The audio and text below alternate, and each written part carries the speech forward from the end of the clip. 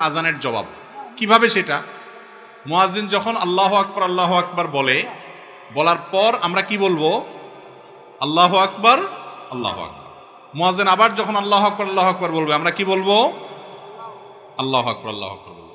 মুয়াজ্জিন যখন আশহাদু আল্লা ইলাহা ইল্লাল্লাহ বলে, আমরা কি বলবো? আশহাদু আল্লা ইলাহা ইল্লাল্লাহ।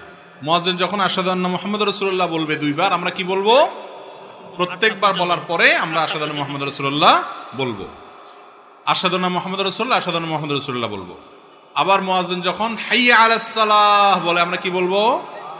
লা হাওলা ওয়ালা কুওয়াতা ইল্লা বিল্লাহ। এই একটা শুধু বেশ কম, আর সবগুলো যেমনি আছে এমনি। মুয়াজ্জিন যখন আবার বলবে হাইয়া আলাস সালাহ, কি বলবো?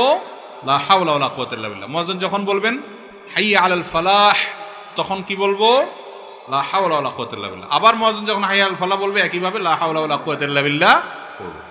মুয়াজ্জিন যখন আল্লাহু আকবার বলবে, আমরা আল্লাহু আকবার বলবো। যখন লা ইলাহা ইল্লাল্লাহ